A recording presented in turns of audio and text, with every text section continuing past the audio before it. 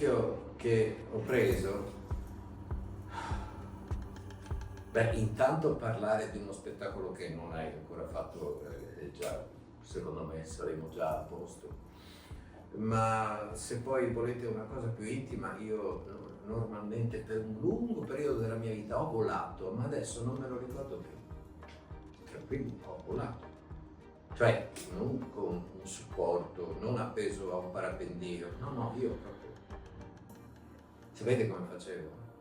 Eh, Saltavo sui miei onni e sapevo che invece di atterrare dovevo sollevare il piede che stava per toccare terra di qualche centimetro e mentre stava per toccare io lo sollevavo e continuavo a volare raso a terra. Non ho mai volato più su di 10 centimetri di distanza dal terreno, ma ho volato tantissimo.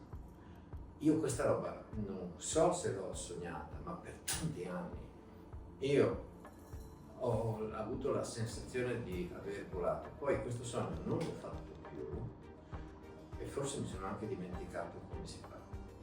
Voi dite che non era un bel rischio volare a tanto così da terra, vero? È bello, emozionante lo stesso.